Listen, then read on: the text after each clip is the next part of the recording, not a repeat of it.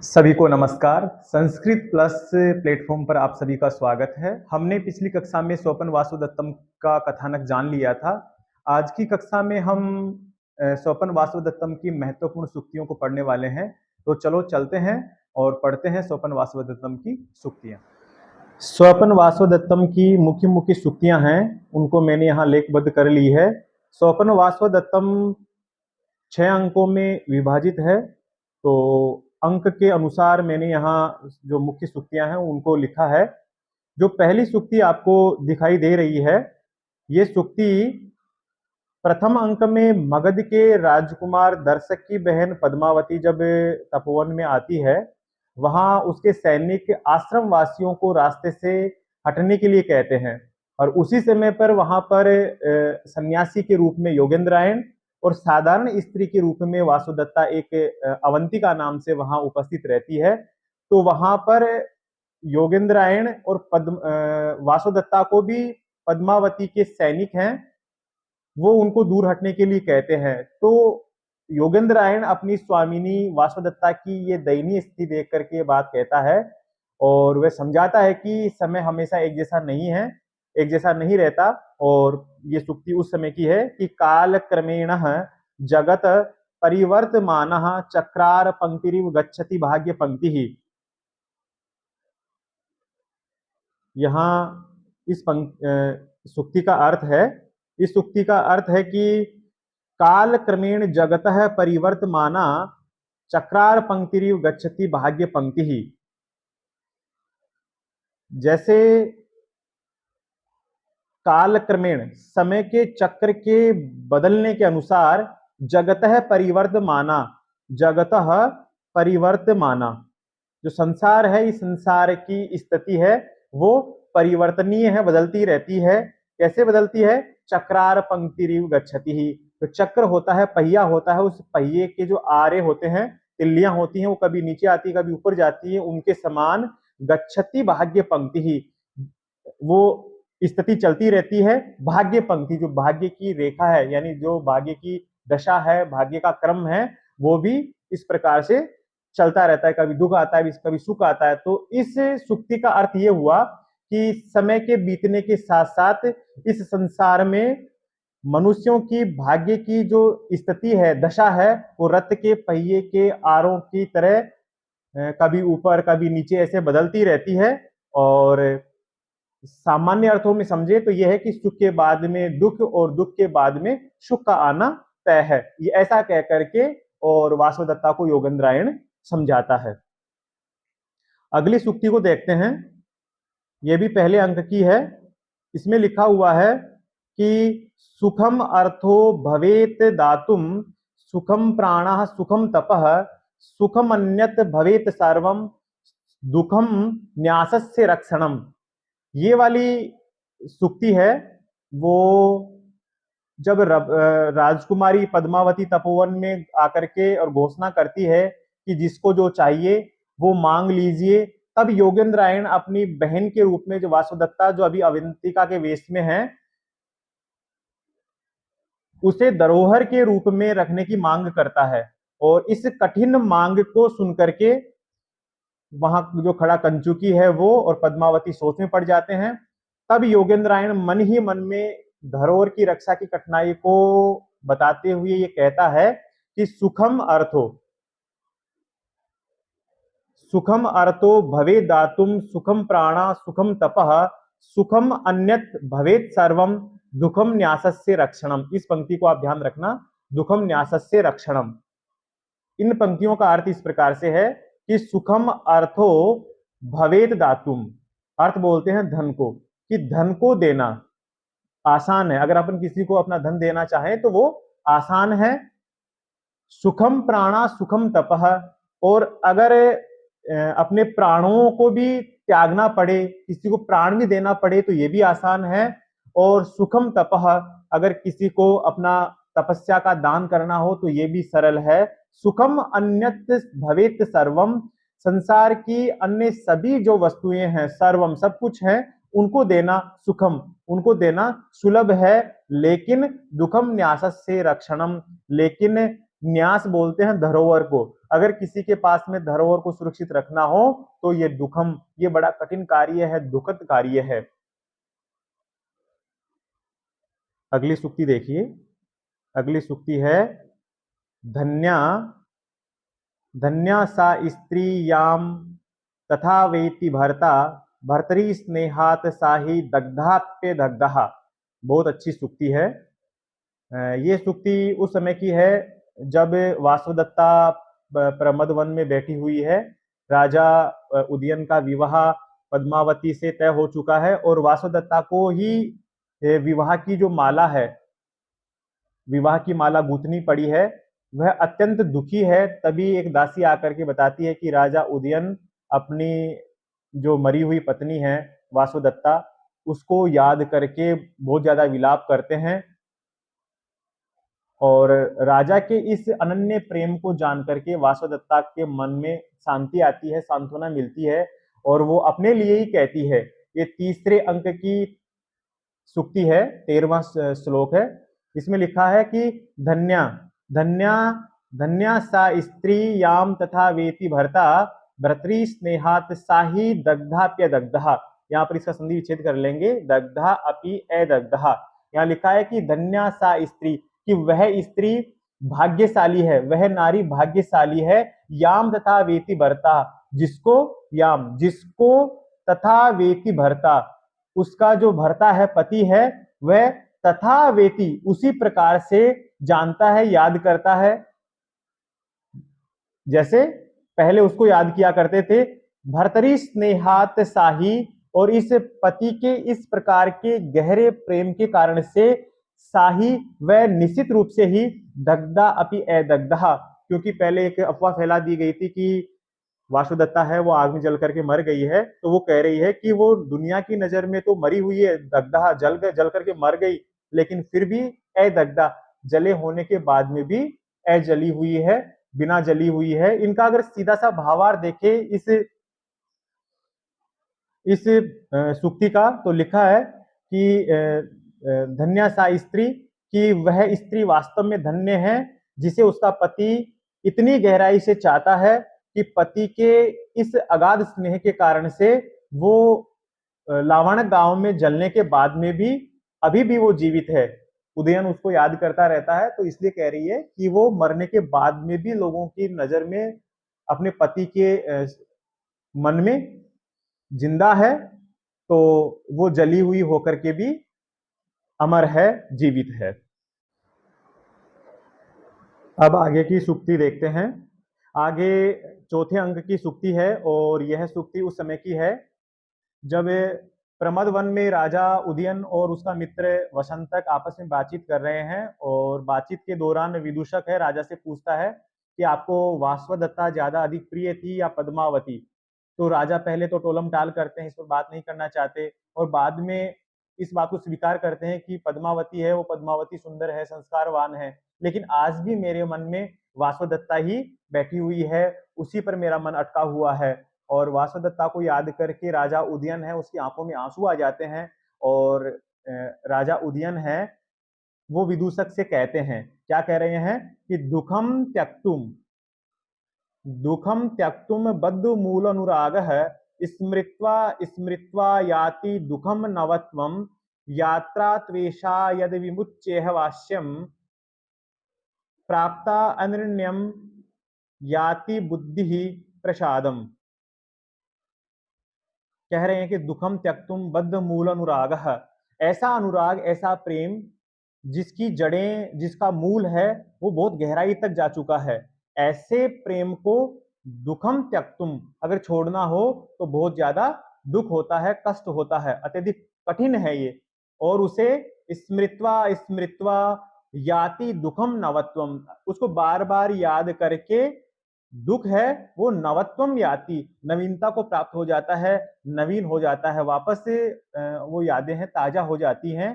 तो यात्रा, यात्रा त्वेषः यद विमुच्य है, यहाँ पर संधि विच्छेद कर लेंगे, यद विमुच्य ई है, वाष्यम प्राप्ता अनृण्यम याति बुद्धि प्रसादम।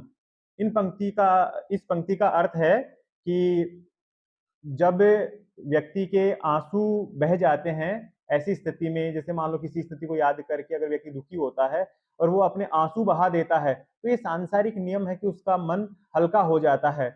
और आंसुओं से जब आंसू बह जाते हैं तो उसकी जो मानसिकता है, उसकी जो बुद्धि है, उसका मन है, वो ऋण से मुक्त होकर के और शांति को प्राप्त हो जाता है। तो यहाँ लिखा है कि यात्रा तु एषा यद विमुच्य है वाष्यम प्राप्ता अनिर्ण्यम याति बुद्धि प्रसादम, कि ऐसी यात्रा, ऐसा ये मार्ग जो बीत गया है उसे तु एषः, बीत गया है, उसके लिए आंसू बहना एक क्या है, स्वाभाविक क्रिया है। तो यद विमुच्य ई है, तो यहां उसे बहा करके, उसे छोड़ करके, वाष्यम, इसे छोड़ करके, आंसुओं को छोड़ करके, आंसुओं को बहा करके, प्राप्त अनिर्ण्यम, वो क्या हो जाता है, किसको प्राप्त होता है, अनिर्ण्यम को प्राप्त हो जाता है, ऋण से मुक्त हो जाता है, अपने आप में हल्का हो जाता है। कौन, बुद्धि, उसकी उसकी मानसिकता, याति बुद्धि प्रसादम, और उसका जो मन मस्तिष्क है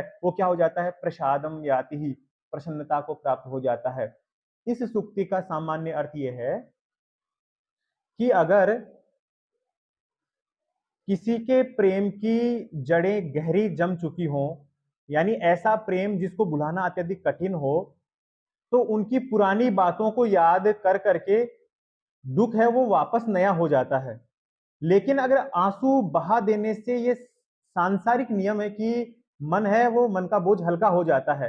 तो ऐसे में आंसू से, आंखों से आंसू बह जाने पर जो मन मस्तिष्क है वो ऋण मुक्त होकर के और वापस शांति को, वापस प्रसन्नता को प्राप्त कर लेता है। तो राजा उदयन कहता है, इस वजह से मेरे आंखों में आंसू आ रहे हैं कि जैसे मैं वासुदत्ता को याद करता हूं तो मैं आंखों से आंसू बहा करके अपने आप के मन को हल्का कर लेता हूं।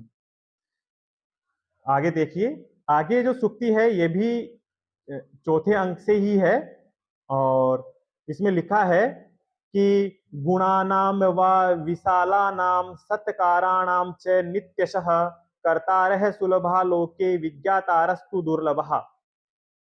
अच्छी सूक्ति है कि ये उस समय की है जब राजा उदयन विदूषक के सामने वासुदत्ता के प्रति अपने प्रेम और उनकी विशेषताओं की प्रशंसा कर रहे हैं। तो वे पद्मावती के व्यवहार और उनके द्वारा किए जाने वाले आदर सत्कार की भी सराहना करते हैं। और इसी संदर्भ में राजा गुणी लोगों को और गुणी लोगों और गुणों को समझने वालों के बारे में ये सार्वभौमिक सत्य कहते हैं। क्या सत्य बता रहे हैं कि गुणानाम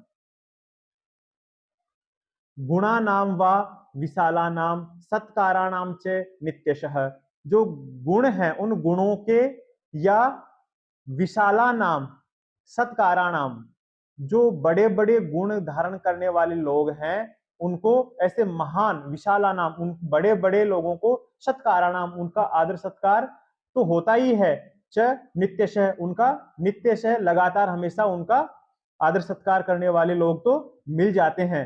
कर्तारः सुलभा लोके, उन ऐसे लोग हैं जो गुण धारण करने वाले लोग हैं, उनका आदर सत्कार करने वाले लोग हैं, ऐसे लोग तो लोके, इस संसार में सुलभा, आसानी से मिल जाते हैं। लेकिन विज्ञातारस्तुहु दुर्लभः, लेकिन उनके गुणों को, विज्ञातारः, उन गुणों को परखने वाले, परख करके उनकी कदर करने वाले लोग दुर्लभः, बहुत ही कम हैं, ऐसा वो समझाना चाह रहे हैं। और इसका सामान्य भाव ये हुआ कि संसार में बड़े बड़े गुण धारण करने वाले और दूसरों का नित्य आदर सत्कार करने वाले लोग तो आसानी से मिल जाते हैं, लेकिन उन गुणों और सत्कारों का वास्तविक मूल्य को पहचानने वाले, उनकी कदर करने वाले लोग बहुत ही दुर्लभ है, बड़ी मुश्किल से मिलते हैं। आगे देखिए, आगे अगली सूक्ति है वो छठे अंक से है। और छठे अंक में जब राजा उदयन को समाचार मिलता है कि उनके खोए हुए राज्य वत्स प्रदेश को वापस छीनने के लिए उनके सेनापति रुमणवान और ने विशाल सेना के साथ में आरुणी पर आक्रमण कर दिया है, और आक्रमण आक्रमण कर दिया है। आक्रमण करने के बाद में मगध राज जो दर्शक है उसकी सेना की सहायता भी उनकी सहायता के लिए तैयार है। तो ये सुनकर के राजा के अंदर एक क्षत्रिय का जो तेज है वो जाग उठता है और वो युद्ध के लिए वापस तैयार हो जाते हैं और वो वीरता पूर्वक ये वचन कहते हैं। क्या वचन कह रहे हैं कि कातराः ये अपि येऽप्यशक्ता वा नोत्साहस्तेषु जायते प्रायेण हि नरेंद्र श्री सोत्साहेरेव बुज्यते है। क्या कहा उन्होंने कि कातरह जो डरपोक हैं, डरपोक लोग, ये अपि असक्तः जो लोग सामर्थ्य से हीन भी हैं, कमजोर भी हैं और डरपोक भी हैं, वो वा न उत्साह तेसु जायते उनमें उत्साह उत्पन्न नहीं होता, उत्साह का संचार नहीं होता। लेकिन प्रायण ही नरेंद्र श्री ही, लेकिन अधिकांशतः निश्चित रूप से नरेंद्र श्री ही जो राजा लोग हैं, राजाओं की लक्ष्मी है, राजलक्ष्मी है, उनसे सोत्साही एव भुज्यते है। जो पराक्रमी लोग हैं वो पराक्रमी लोग उत्साह सोत्साही उत्साह के द्वारा ही भुज्यते उसे भोगते हैं। जो राजा लोग हैं वो राजा लोग राजलक्ष्मी है, उस राजलक्ष्मी को पराक्रम और उत्साह के द्वारा ही भोगी जाती है। देखो इस सुक्ति का सामान्य अर्थ भावार्थ ये हुआ, इसका सामान्य अर्थ ये हुआ कि जो लोग कायर हैं, डरपोक हैं, शक्तिहीन हैं, ऐसे लोग उनके भीतर कभी भी उत्साह का संचार नहीं होता। लेकिन जो ऐसे पुरुष यानी जो राजा है उनके लिए कह रहे हैं कि राजाओं की जो राजलक्ष्मी है उनका उपभोग करने वाले लोग हैं, वो ऐसे लोग हैं जो पराक्रमी और उत्साही होते हैं। तो राजा स्वयं के लिए कह रहा है कि राजलक्ष्मी उन्हीं के द्वारा भोगी जाती है जो उत्साही होते हैं और पराक्रमी होती है, पराक्रमी होते हैं। अगली सूक्ति देखिए, ये अपने इस क्लास की लास्ट सूक्ति है और इस सूक्ति में देखो क्या बताया है कि कह कम सक्तो रक्षितुम मृत्यु काले रज्जुच्छेदे के घटम धारयन्ति एवं लोकस्तुल्य धर्मो वनानाम काले काले छिद्यते रूह्यते च।